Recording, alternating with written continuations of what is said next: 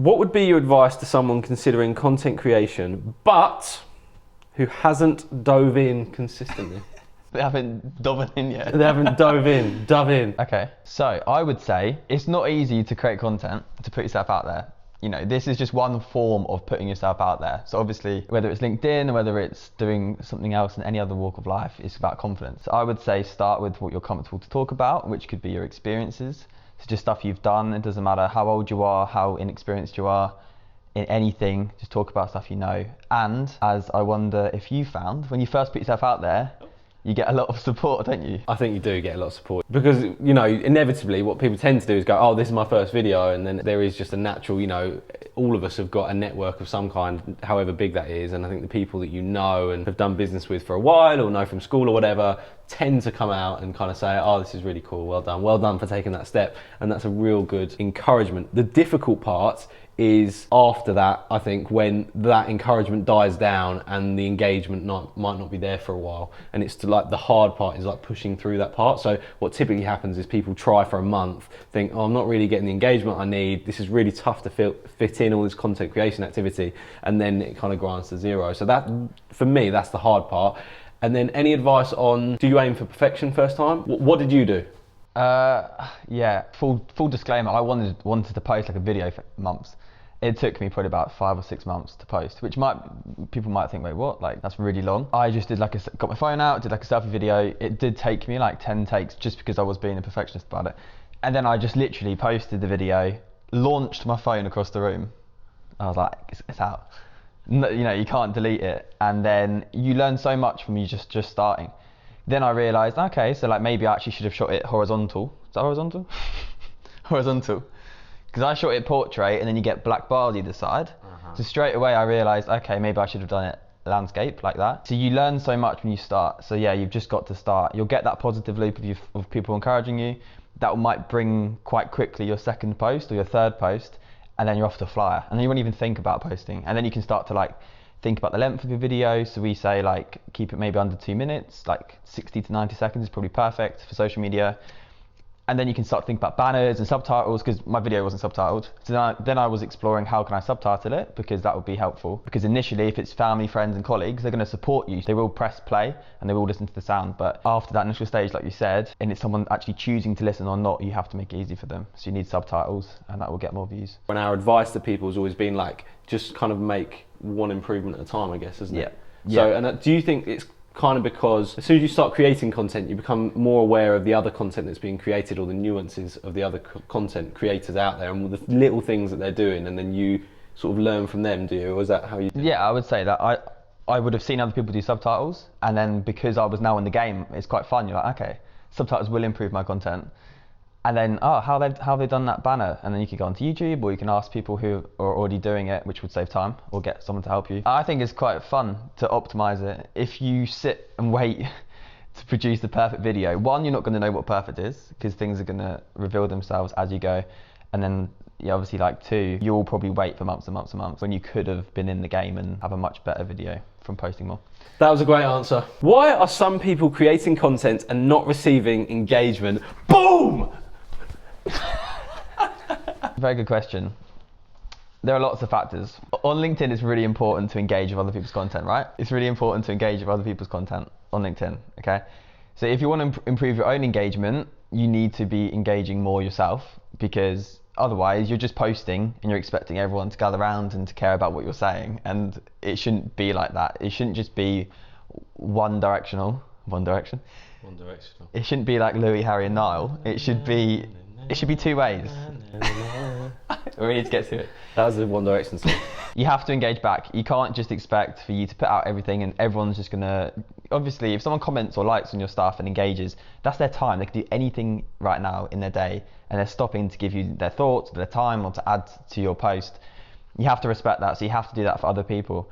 And I think naturally, if you enjoy talking to people and you enjoy meeting new people, you're going to do that anyway, probably not even thinking about it. But if you're really busy, you should perhaps schedule certain times in the day, maybe just like 15 minutes on your lunch break or anything like that, just to engage with other people's stuff, or throughout the week, however you've got time for. So I'd say to increase your own engagement, you need to be engaging with others. And I think LinkedIn do actually look at that. It's like how much you're giving to the platform.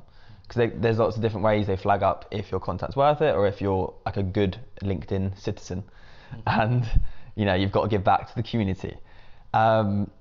Second thing I would say, take the bins out. take the LinkedIn. You've got to take the LinkedIn bins out Take the LinkedIn once bins in a out. while. Just think of it that way. Like once a week. That's my job at home, is I take the bins out. So you know, if I have to do that on LinkedIn, you know, once a day, just take the bins out. I like that phrase. Being a good LinkedIn citizen. Yeah, be a good LinkedIn citizen. Second thing I would say is engagement's going to differ between different people, right? Because it depends on who your audience is. So when I was like growing my LinkedIn profile, not really growing it, but I've always kind of thought back in my mind, I'm protecting my audience, because you want to have a target audience, people who actually care about what you're doing. It's quite hard if you're selling a service, because for example, if you're targeting executive coaches or business owners or CEOs, these people are so busy, they probably won't actually engage with your stuff. It's not to say they're not seeing it, but they're probably gonna think maybe twice about actually liking, commenting, for example. You need to you can be a bit tactical. So some of your content can be more general and to get engagement. So you can ask questions, you can share your expertise, and it can be more like general topics like personal development, productivity, this sort of stuff goes well on LinkedIn, even just marketing advice. So maybe 25% of your content is more general, and then 75%, so the majority, 75, 20, 80, 20, I don't know. This is not facts, but what I'm saying is the majority of your content should meet your target audience, and then you can have a portion of your content which is sweeping up more general engagement, and maybe giving back to the community in sharing your expertise, be a good citizen. Yeah. So that's two ways I would say to engage. It's a huge topic, isn't it? Like you could talk for ages on that. You could give like a day's consultation on, you know, why somebody's not getting success. But I think that's one of the things that you do really, really well, is engaging with others and not just going, this is really good. Like, it's genuinely connecting with people and seeing those as people, not just like a follower or a potential follower, is, and I think that's what you're really, really good at, is you genuinely build relationships through LinkedIn, and that takes that next level of care and attention. That's what I'm trying to learn from you, really. Good. Yeah, to finalise that then, it's like the third way I would say is to make it about your audience. So your post should be about your audience, really. You can always link, you can be like, I did this today, but you should always link it back to why other people would care. And then, like you're saying, if you've got comments on your post, it's very easy to start writing, yeah, I agree, or thank you so much, thank you for commenting on my post, thanks, hi. But we say on our own content sometimes, we're not looking for a pat on the back when you do something. And sometimes people are like, well done, great, and you're like, that's really nice for saying that, but we want to make it more about them. So in the comments, it should be an opportunity to extend what you've said in your post, and you can relate it back to the person and show an interest in what they've said. Don't just glance over their comment and just go, thanks. Hit me up. Okay. So this is not a question, just a term or a statement. The importance of hashtagging. Hashtagging is definitely something you should be doing. In comparison to other social media platforms, it's perhaps not as important on LinkedIn, but you should still be doing it. LinkedIn say, and you should always follow what they say to be a good LinkedIn citizen, you should use 3 hashtags. Now, this is quite confusing advice in a way, because if you use more than 3, your post still actually comes up with that hashtag. So what we mean is, if you type in a hashtag, so hashtag video production, if you use that hashtag and someone searches hashtag video production, all of the posts using the hashtag will list up. So that's why you do it. You can get more reach. You can kind of organize your posts. You could use a personal hashtag and people could see all your posts in one place. So if you use more than 3, your content still does appear for that hashtag. So that is kind of a bit contradictory advice from LinkedIn, that is it more beneficial to use 3 or should you use more? But I would still use what they say, because I think you get a tick in the good column.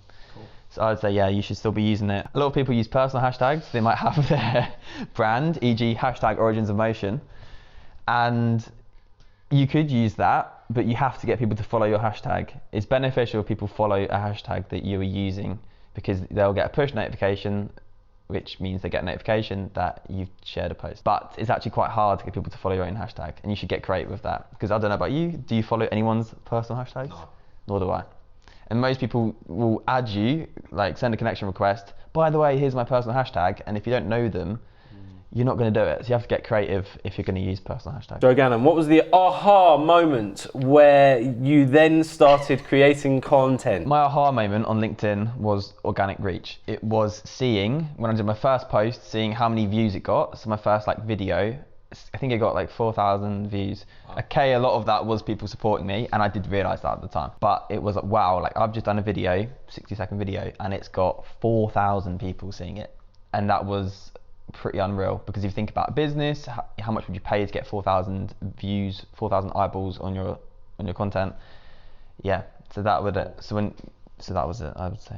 Do you still think the reach is? Do you still think there's the same potential with the reach that there was when you started, maybe last summer, was it? Yeah, last summer. I would say so. Obviously, more people are creating content, but still, in the grand scheme of everyone on LinkedIn, it's really a small portion. So I think it will be like this for probably 1 to 2 years. And then it might slightly be a bit more about the quality of content. Because if there's more noise, you have to stand out. So it's more important to get stuck in now and to do the little things like subtitling, branding your videos, because then you're going to be ready. Because then your stuff is going to look really good still. Cool. So it's going to just slowly become more important that you put a bit more time into thinking about the end user. Cool. But it's still very much a free-for-all. So yeah, great opportunity on the platform. Great advice again. How do you get your hair to be so puffy? Oh my god, what a question. Right, good question, man. So it's natural. When I used to work at Waitrose, there's an old lady who used to always ask me at the till, because I used to be on the tills, and I would ask me if it was a perm. She'd say, is it real? And I'd say, yes, it is real. I've had that thought a few times. Actually, Yeah, very puffy. no one in my family has curly hair, so there is a bit of a question about Mr. Gannon. who is Mr. Gannon. Mr. Could be the postman. It's naturally curly, and I just put a bit of hairspray in to keep it all there. It's good. All right, thank you very much. Okay, definition, ... Engagement pod. Define an engagement pod. Yes, and then I've got a secondary and tertiary question. Okay. An engagement pod, in my words, is a large group of people who don't know each other, who try and get one up on the algorithm to get their content to go further. Okay. That's what I would say. Don't know each other. That's the. I would say don't know each other. Yeah, I think like we all support people we know, and I think that's absolutely fine.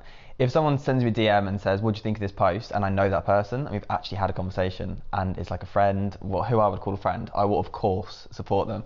And there's lots of people who I don't even think twice about supporting. So for me, I think that's the key distinction is if you don't know them, or you wouldn't class them as... It's kind of a distant contact. Yeah, like... It's just kind of like, oh, let's just join in an engagement pod just because we've both got profiles on LinkedIn. For me, it is, would you engage with that content anyway? And if you're engaging with it because someone has asked you to, and you wouldn't without that to me that's how I kind of define it in my head. It's like, I'm not going to feel pressure from you to like engage with your stuff. I'm going to engage with the stuff that I want to. What is the alternative to being in an engagement pod? So there might be people who are like, oh, I don't really want to do that, but like I'm really struggling to. I mean, you kind of answered this earlier, didn't you? Well, I think like LinkedIn groups aren't really that much of a thing right now, but they might be in the future.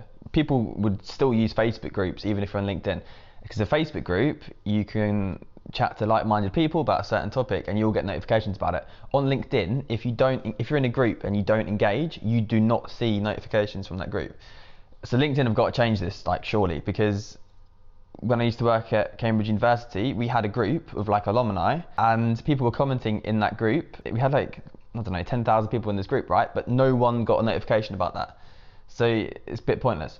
So in terms of what an alternative is, well, we do know early engagement is important. So one way to get early engagement on your post is to just do high quality content. If you're posting really good stuff, you are going to get early engagement anyway. I think that's probably the main bit of advice. Just do better stuff. If you're not getting engagement, look into why. Second, if you're naturally engaging with other people and supporting other people, you're going to find that they're going to comment and show an interest in your stuff. So just do it naturally. But if you are supporting people that you know, I don't think there's too much harm in, if you're already engaging with people's content, to talk to people about LinkedIn off the platform. I think that's fine. You know, I think if you're doing it for the right reasons, it's quite clear that you're doing it for the right reasons. Sometimes you'll feel like a moral conscience and someone's asking you to do something, you're just not sure about it. And whenever people have said to me, you want to join this pod? Do you know about any pods? I'm like, nah, stay away. Yeah. Because it's about the long term. It's about creating an engaged audience in the natural ways who can be powerful in the future. Which form of content, Joe, is the most powerful on LinkedIn? Video. Video is the most powerful on social media, not just LinkedIn. LinkedIn is a social media platform, and we're seeing the same behaviours on every platform. Video is always going to be the most important. You can learn what's the classic phrase? A picture speaks 1,000 words. Is that a picture paints 1,000 words. Yeah. So what's a video then? Video is the most powerful for your personal profile and for business, because in a video you can get across your personality. You can get, if you're watching this now, you're going to know about our personalities from just watching for 30 seconds or 60 seconds. And in a business sense, you need to know whether you want to work with someone. If you're a coach, it's one-to-one business. That person needs to know they actually would get on with you, and that's so important. If you're just doing text posts or just like image posts, you haven't really got too much to play with in terms of getting personality across. We only really have emojis or like capital letters, which all my content is, all my text posts are. Do you suggest varying your content, or do you suggest just doing video? Yeah, I would say you have to do a mix. It's so easy to get caught up in engagement metrics, so likes, comments and views, and just the things that make us feel good, like the quick endorphin hit of getting 100 likes or 2,000 views. I think you will see the biggest real life change from adding video to your mix of content.